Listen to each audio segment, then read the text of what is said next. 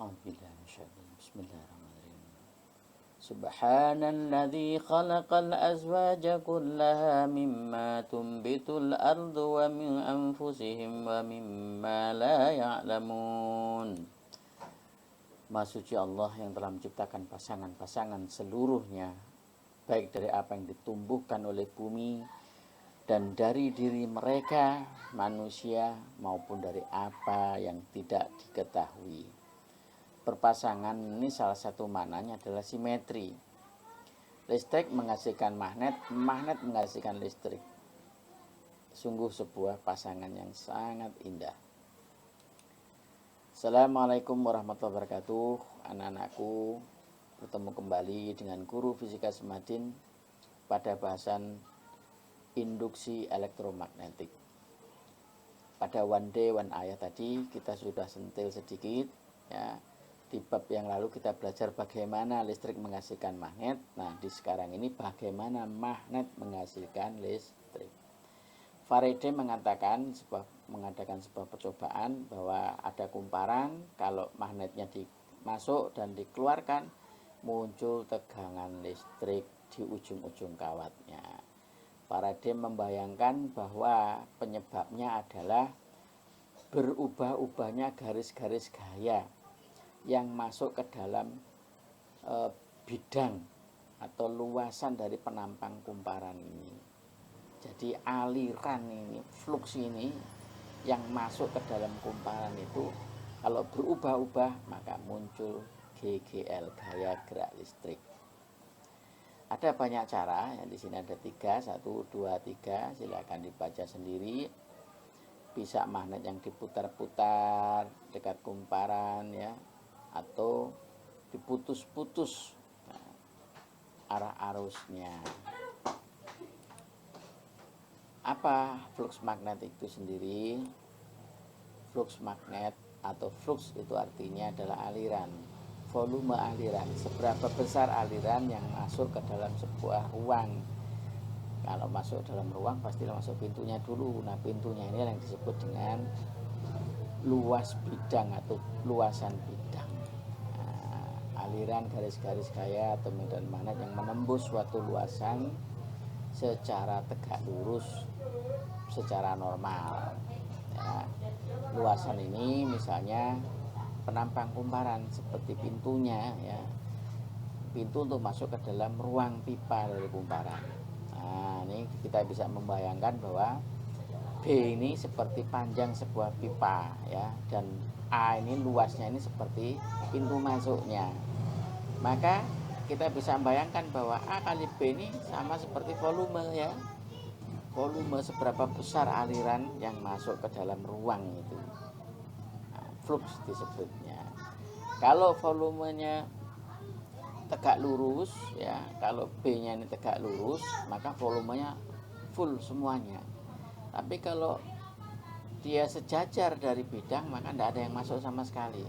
Nah, bagaimana kalau miring? Nah, kalau miring adalah dikali dengan cos theta, yaitu sudut normal dengan B-nya tadi. Bisa dipandang dengan dua cara ya, yaitu dengan lihat cosnya saja. Kalau cos 0, 1 kembali ke tegak lurus. Kalau cos 90 derajat 0, jadi kembali ke sejajar. Karena apa? Karena setiap vektor B dapat dipecah menjadi dua vektor yang saling tegak lurus, B cos theta dan B sin theta ya. Hanya ada B sin theta cos theta saja, yang sin theta sejajar bidang jadi 0, dan yang tegak lurus bidang B cos theta hasilnya adalah 1. Itulah sebabnya kenapa terus besaran flux adalah besar medan magnetnya dikalikan dengan luas bidang dikalikan sudut cos theta. Bagaimana bentuk hukum Faraday yang dinyatakan oleh Faraday sendiri? Ini ada percobaannya ya, magnet keluar masuk muncul tegangan listrik atau gaya gerak listrik. Faraday mengamati bahwa besarnya GGL yang muncul itu sebanding dengan perubahan fluksnya. Semakin cepat, semakin besar. ya. Sementara Lenz menambahkan bahwa arah arusnya sedemikian rupa sehingga melawan penyebabnya. Ini kita lihat ketika masuk dia melawan. Jadi ketika dia disuruh narik, dia justru menolak. Ketika dia ditarik, dia justru menarik. Nah, ya, arah arusnya sedemikian rupa sehingga melawan penyebabnya. Ya, ini penjelasan yang lebih detail dapat dilihat di gambar ya. Oleh karena itu bentuk akhir dari induksi, gejala induksi elektromagnetik adalah eta sama dengan minus n perubahan flux dibagi waktu. Eta ini GGL gaya gerak listriknya. Di dalam praktek bentuk hukum Faraday ini beragam bergantung kepada sistemnya. Untuk kumparan asalnya eta sama dengan min d flux dt karena B kali A A-nya tetap ya, maka A-nya boleh keluar, yang berubah-ubah adalah B-nya saja. Nah, untuk yang infinitesimal atau yang perubahannya sangat kecil ya menjadi dB dt, menjadi diferensial. Untuk batang yang bergerak di dalam medan magnet GGL yang muncul B-nya konstan. Yang berubah adalah luas penampangnya ini. Luas penampangnya berubah karena batangnya bergerak. Nah, oleh karena itu A-nya adalah hasil kali panjang batang dikalikan dengan jarak yang ditempuh ini, luasnya. Karena ds ini adalah laju dibagi waktu, kecepatan dari gerak batang, maka dapat dituliskan sebagai minus BLV. Sekali lagi tanda negatif ini adalah hukum Lenz ya. Untuk dinamo ya, motor penghasil listrik, N dan A-nya tetap. Demikian juga B-nya tetap. Ya, B cos theta, omeganya itu adalah kecepatan sudutnya dikalikan selang waktu. Ya, sehingga B-nya juga konstan. Turunan dari cos omega T-nya adalah omega sin omega T. Nah, sehingga bentuk akhirnya ini kurang minusnya ya, min NBA omega sin omega T. Induktansi diri, Henry menyatakan bahwa ketika ada perubahan arus listrik ya yang menghasilkan magnet ini, maka medan magnetnya berubah-ubah. Maka dia akan menghasilkan kemagnetan hatta pada dirinya sendiri. Kalau kita taruh di sampingnya, dia menginduksi ya, pada kumparan yang tidak terhubung sama sekali ini, menghasilkan listrik juga GGL di sampingnya. Nah, berapa besarnya GGL induktansi diri ini? Henry menyatakan minus L DI dt. DI dt adalah laju perubahan arusnya, dan L sendiri adalah konstanta yang kemudian diberi nama atau diberi satuan Henry ya.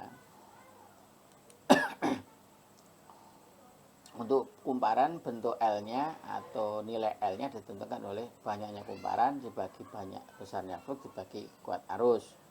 Untuk solenoida, L ditentukan oleh mu0 banyaknya kumparan dikuadratkan dikalikan luas penampang dibagi dengan panjang kumparan.